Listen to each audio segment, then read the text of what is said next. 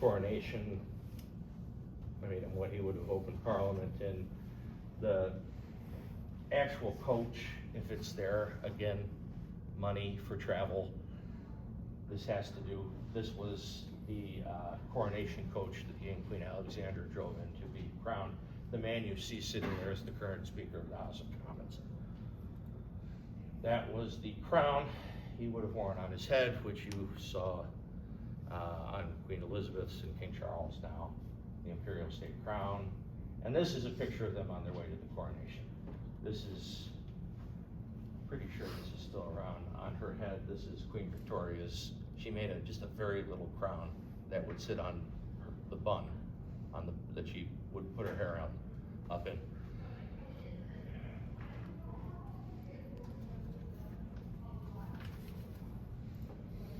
So the king's coronation was scheduled for June 26th. That was when it was going to happen, but it was to be postponed due to an attack of appendicitis, and that was a big deal back then. That's an in and out. You're 2-3 days now in the hospital. That could mean you're dead back in Edward VII's time, but all the best for the king. So he had his doctor, Francis Laking. He was a little afraid to tell the king that after 59 years he'd have to wait longer to be crowned king. So he recognized the signs of appendicitis. He only prescribed bed rest and warm milk. And when he worked up the nerve to tell the king the truth, that he would die without an operation, Edward understandably was not happy about it. Nor do I think any of us would be.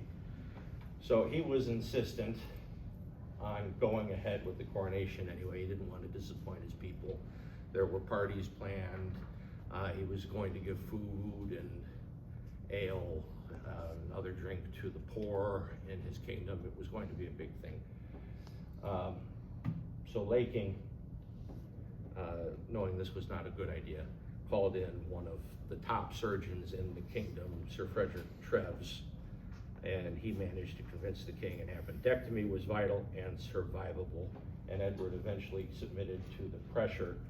And on the day that he was to be crowned, he had the appendectomy. And he was insistent, as I said, upon going. Sir Frederick Treves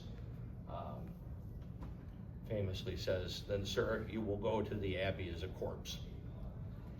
And that got him to go.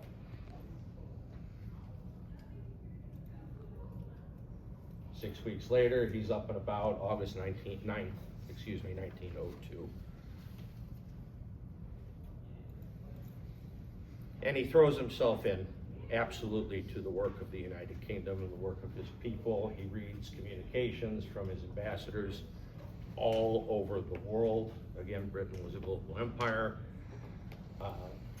He asked ambassadors also to give him private briefings, which was his right as head of state. The king, he was really interested. He wasn't doing anything differently. This is how he develops his brand of diplomacy from what he did before. He just talking to people. He's wondering about things. He's asking for clarification. And he cares about everything, the economy. He's even interested in India, let's say India's railway system and how the cars work and if the railway needs an upgrade. So after he was informed, he'd take a meeting with a foreign leader or two foreign leaders or whatever. He'd gauge for himself the state of Britain's relationship with that country. His instincts were often better than what the diplomats could come up with, because he spent 59 years at parties, drinking cocktails and at the horse races. The guy had a phenomenal ability to read people. Absolutely.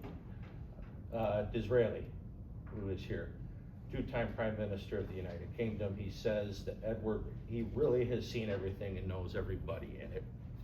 Well, it was true.